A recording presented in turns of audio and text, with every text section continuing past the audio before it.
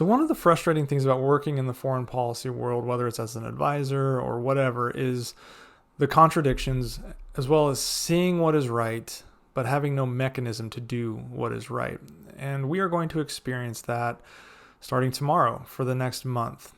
We all know that Russia has been fighting an unprovoked war of aggression in Ukraine. And as such, Vladimir Putin faces an arrest warrant for war crimes in The Hague. Now, Russia is about to assume the presidency of the UN Security Council. I know, it seems very backwards, but starting tomorrow, Russia will take up its monthly task of presidency for the 15-member council, despite what it's doing in Ukraine.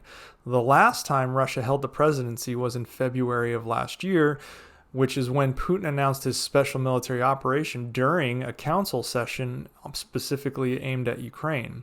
Since then, hundreds of thousands of people have been killed, cities have been destroyed, and Putin has been indicted for the mass abduction of Ukrainian children. So naturally, many are viewing Russia's leadership in a world body tasked with maintaining international peace and security as somewhat of a joke, which ironically is falling on April 1st, was when their presidency begins. Now, Ukraine's permanent representative to the UN is criticizing the Security Council for being immobilized and incapable of addressing its primary responsibilities, which is conflict prevention and resolution. Ukraine has said they will stay away from the council in April, except in cases of critical national security interests. Now, Ukraine is not a member of the council, but is often called to speak as a guest from other members on issues related to the war in Ukraine.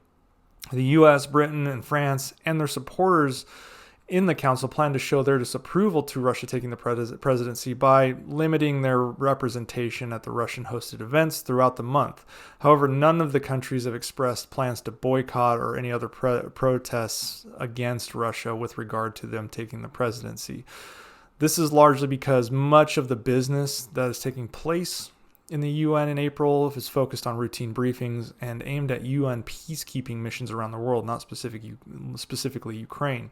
So one European diplomat has said, we don't want to disrupt the work that the Council is doing elsewhere because that would allow Russia's invasion to have an even wider impact on issues of peace and security around the world.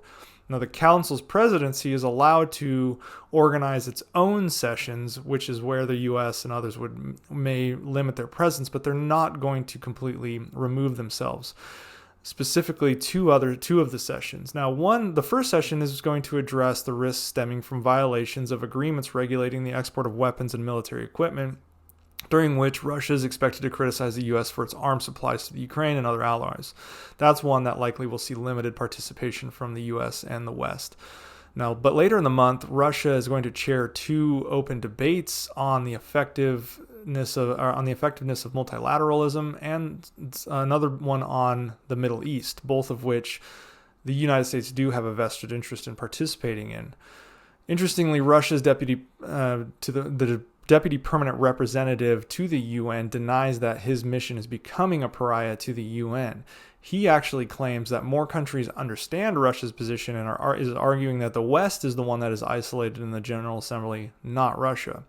Well, this is clearly not true, as the last vote condemning Russia for its invasion of Ukraine had 141 member states voting in favor of condemning Russia, while 7 voted against it, 32 abstained. The diplomatic mission from Russia to the UN also dismissed Putin's International Criminal Court arrest warrant, saying it is irrelevant to Russia's activities. What we're seeing now, though, is a greater divide between the permanent council members. You see the UK, US, and France. Those are 3 that are allied with the US. Then you have Russia, and then you have China. Those are the 5 permanent members of the Security Council. China either is abstaining or siding with Russia, but generally the Chinese siding with Russia is very limited. And this divide has grown more pronounced. The other 10 members of the Security Council are elected for 2-year terms by the General Assembly. None of the current members are overtly voting with Russia, but 4 consistently abstain and say they prefer to not get involved in what they call a major power disagreement. There's a legal group called Civic Hub that is arguing that Russia the UN may have the ability to eject Russia from the Security Council because Russia never formally joined the UN in a proper way after the Soviet Union dissolved in 1991. Instead, it just inherited the membership. One of the co-founders of Civic Hub, this group that's pursuing the lawsuit, claims that it is a legal fact that Russia is not technically a member of the UN nor the Security Council, and this fact is indisputable. So when the Soviet Union collapsed at the end of 1991, then Russian President Boris Yeltsin just wrote a letter to the UN Secretary General informing him that Russia, as the successor state to the Soviet Union, was taking over the UN seat. There were no objections raised by any of the members at the time or even in the Security Council. So no revisions were ever made. The Russian Federation actually has never presented any new credentials. They still work in the UN under the Soviet Union, but obviously they just changed the flags and the nameplates, etc.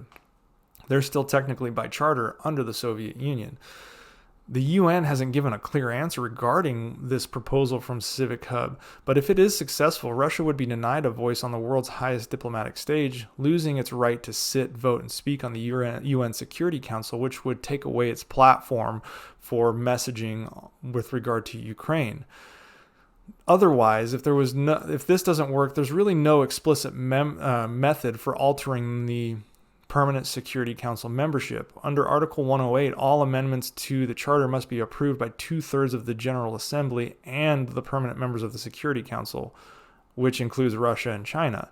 So obviously Russia is not going to vote themselves off the Security Council, and China doesn't want to be isolated as a lone, somewhat rogue member dealing with the remaining permanent voices, the permanent members of the Security Council in Britain, France, and the United States. So they would vote against that as well. So largely, I just don't think this is a route that is going to be effective. But it is interesting that it would be something that could be taken up and discussed within the halls of the UN, potentially creating more isolation and frustration for Russia going forward. Otherwise, much to my frustration, we're going to see Russia take up the Security Council presidency, and hopefully the business is focused more on the peacekeeping missions in places like the Middle East, Africa, and other places, and rather than a pulpit or bully pulpit for Russia to try to drive ideas specifically pertaining to Ukraine. Although the way things are going for Russia and Ukraine, I suspect they'll want to keep somewhat quiet on the international stage about what is taking place, because they're facing a series of pretty embarrassing defeats over and over again. But we'll see what happens. Starting tomorrow, Russia will take the presidency of the UN Security Council, and I'll keep an eye on it because it might end up becoming a circus.